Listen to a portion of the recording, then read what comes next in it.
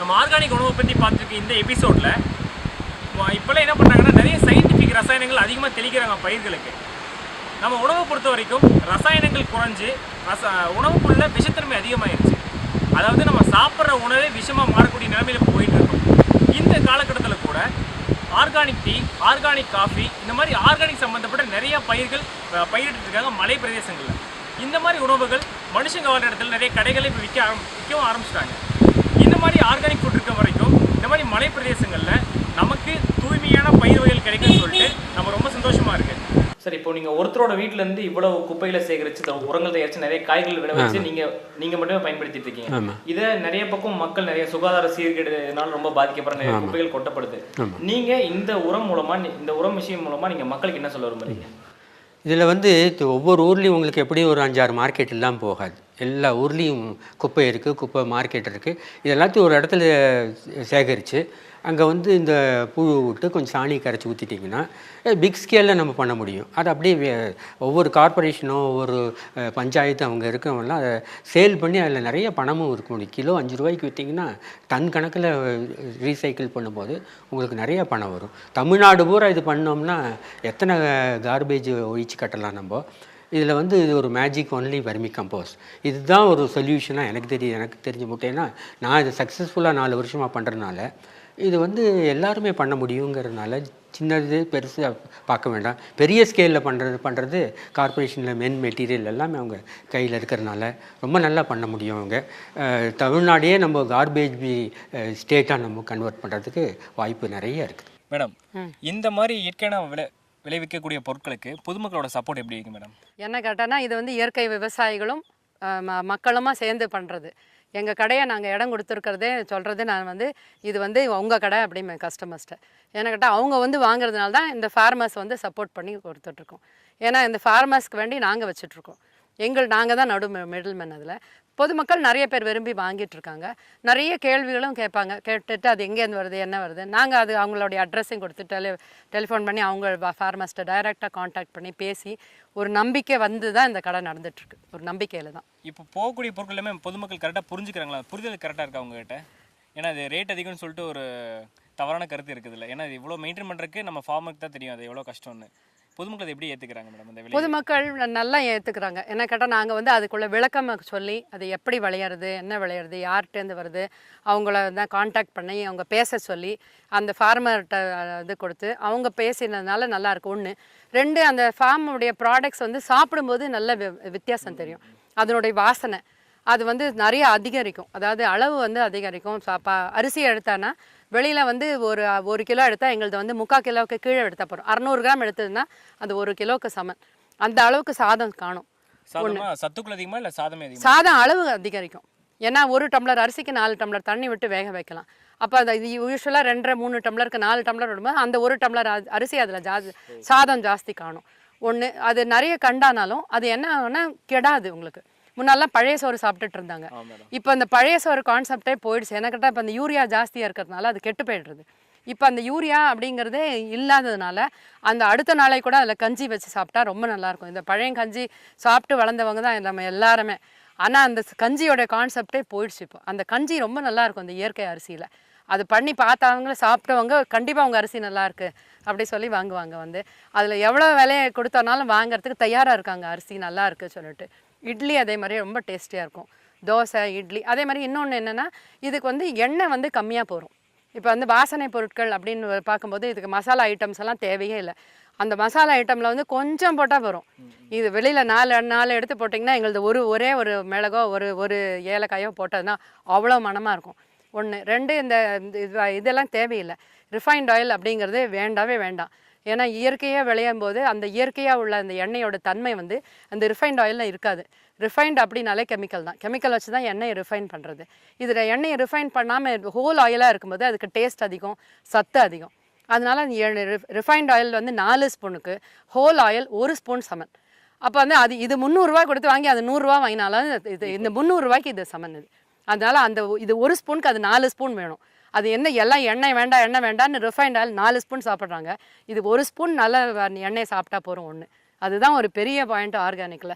நல்லா வாங்கிட்டு போயிட்டுருக்காங்க. நல்ல சப்போர்ட் இருக்குது கஸ்டமர்ஸ்டேருந்து.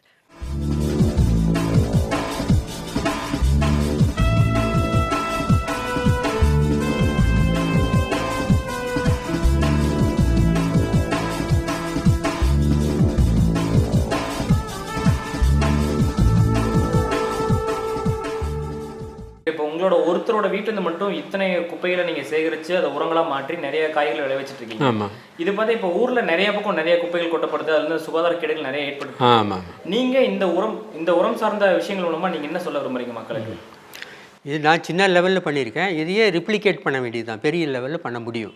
கார்பரேஷனுக்கு சொந்தமான நிறைய இடம் இருக்குது, ஒவ்வொரு கார்டனும் இருக்குது. அந்தந்த இடத்துல இதை கொட்டி உங்களுக்கு வந்து புழு உரம் தயாரிக்கிறது என்ன கஷ்டம், ஒன்றுமே கிடையாது.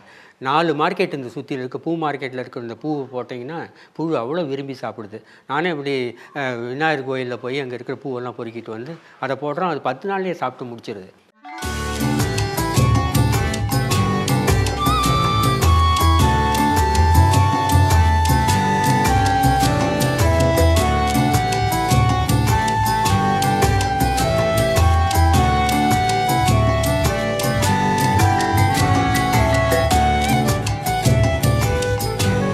இயற்கை பழங்கள் காய்கறிகள் எல்லாரும் சாப்பிடணும்னு சொல்லிட்டு எல்லா டாக்டர்ஸும் இப்போ சொல்கிறாங்க.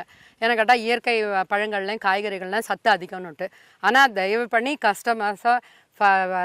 மக்கள் வந்து அந்த கெமிக்கல் அடிச்சதா அடிக்காததான்னு பார்த்து வாங்கணும். என்ன கேட்டால் இந்த சாலடில் வந்து அப்படியே தோலோடு சாப்பிடணும்னு சொல்லுவாங்க. ஆனால் அந்த இயற்கையாக விளையிற காய்கறிகள் சாப்பிடலாம். ஆனால் இது கெமிக்கல் விளையிற இதில் சாப்பிட்டதுன்னா அது வெளி தோலில் கண்டிப்பாக அதில் வந்து பூச்சி மருந்து தாக்குதல் இருக்கும். வெளித்தோல் மட்டும் இல்லை, உள்ள வரையும் இருக்கும். என்ன கேட்டேன்னா விளையும் போது அது ஃபஸ்ட்டே ஒரு ஸ்டேஜ்லேயும் மருந்து அடித்து தான் வருது. ஒரு பூக்கிறதுக்கு ஒரு ஹார்மோன் கொடுக்குறாங்க. பூத்ததுக்கப்புறம் அதுக்கப்புறம் காய் பிடிக்கிறதுக்கு, அப்புறம் காய் பெருசாகிறதுக்கு, அப்புறம் பழுக்கிறதுக்கு, இப்படின்னு கெமிக்கல் கொடுத்துட்டே போகிறாங்க. அப்படி வரும்போது அது கெமிக்கல்லே தான் வளருது.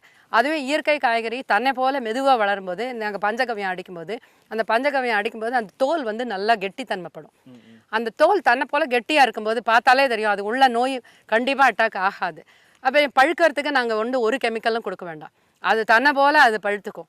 நல்லா மூப்பாக இருக்கிற மாம்பழமானா அதை மாங்காயாக பறித்து தன்னை போல் வைக்கோல் கூட போட வேண்டாம், அது பார்த்து தனியாக அந்த மஞ்சள் கலர் வந்துடும். அதுக்கு ஒரு கெமிக்கலும் தேவையில்லை. இதே மாதிரி தான் வாழைக்கும். இப்போ வாழைக்கு உள்ள டிசீஸை பார்த்தாச்சுன்னா பயங்கரமாக இருக்குது. வாழையோடைய இதுக்கு தண்டு பகுதியிலே இன்ஜெக்ஷனை கொடுத்து அது வளர்த்தும் போது அந்த வாழையும் பழுக்காது. இப்போ எங்களுதெல்லாம் அப்படி இல்லை. நாங்கள் வந்து இயற்கை விவசாயத்தில் ஒரு பழம் பழுத்ததுக்கு அப்புறம் தான் கொல்லையிலேருந்து எடுப்போம். அதுக்கு ஒன்றும் தேவையில்லை. அது பாட்டுனா அதை அப்படி வச்சானா அது தன்னை போல் மஞ்சளாகி அது பழம் இருக்கும். பழம் நல்ல டேஸ்ட்டாக இருக்கும்.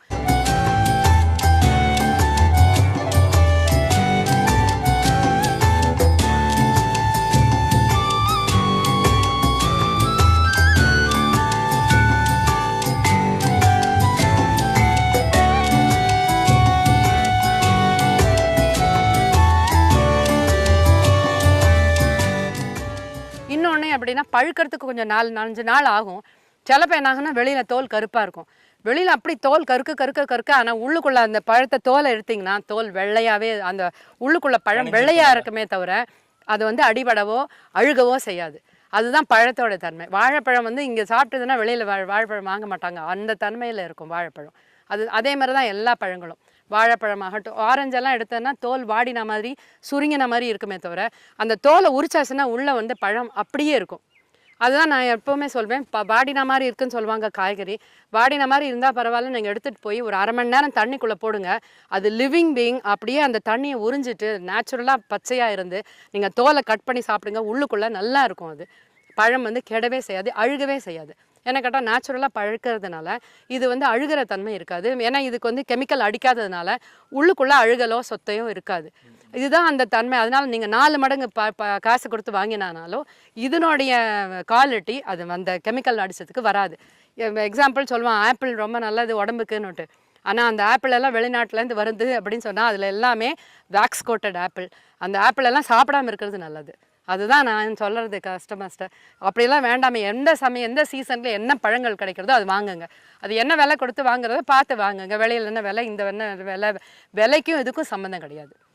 அதுதான் இயற்கை. அதாவது பார்க்க பழப்பழன்னு சொல்லிட்டு எவ்வளவோ விஷயங்கள் பண்றாங்க. கடைக்கு அந்த சேல்ஸுக்கு வர முன்னாடி எத்தனவோ கெடுதல் பண்றாங்க அந்த பழத்துக்கு. அந்த பழத்துக்கு மட்டும் சாப்பிட்ற மனுஷங்களுக்கும் சேர்த்து தான்.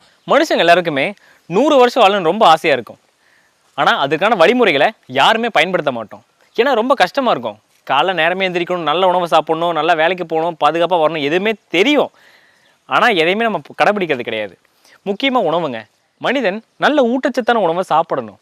அப்போ தான் அவனுக்கு தேவையான புரதம், இந்த மாதிரி நிறைய ஊட்டச்சத்துக்கள் கிடைக்கும். அந்த ஊட்டச்சத்துக்கள் மூலிமா அவன் நல்லா வாழ முடியும். உடம்புல எந்த விதமான நோய்கள் ஏற்படாது. அப்படி ஏற்பட்டாலும் நம்ம தேடி போகிறது ஆங்கில மருந்துகளையும் மருந்து கடைகளையும் தேடி தான். இதில் தப்பு யார் மேலே இருக்குது? நம்ம மேலே தான். நம்ம தான் ஆகாத எல்லாத்தையும் சாப்பிட்றோம். அப்புறம் இது வரைக்கும் டாக்டர் போய் பார்க்குறோம். டாக்டர் அவங்க கடமையை கரெக்டாக செய்கிறாங்க. நம்ம யாருமே தப்பு சொல்லக்கூடாது. தப்பு எல்லாமே நம்மக்கிட்ட தான் இருக்குது. அதனால் இயற்கையான முறையில் விளைவிக்கப்பட்ட உணவை சாப்பிடும்போது நமக்கு இந்த மாதிரி நோய்கள் ஏற்படாது. ஏற்பட்டாலும் அதுக்கான க்யூர் அதிலே கிடைக்கும். இந்த கலாக்காய் கூட இயற்கையை விளைவிச்சது. அதை நாங்கள் கையிலே வச்சுருக்கோம் ரொம்ப நேரமாக. இந்த மாதிரி இயற்கை இந்த ஒரு பொருள் மட்டும் இல்லை, அரிசி முதற்கொண்டு மேடம் நிறைய பேர் பேசுனாங்க இதை பற்றி. ஸோ இந்த ஷோ மூலியமாக லோட்டஸ் நியூஸ் வழங்கிட்டு இருக்க தீர்மன்றம் டீம் சார்பாக நல்ல இயற்கையாக விளைவிக்கப்பட்ட உணவுகளை உண்ணுங்க, முடிஞ்ச வரைக்கும் நோய் நொடி இல்லாமல் வாழுங்கன்னு சொல்லிட்டு இந்த ஷோ இங்கே முடிக்கிறோம். மீண்டும் அடுத்த ஒரு ஷோவில் உங்களெல்லாம் வந்து சந்திக்கிறோம். நன்றி, வணக்கம்.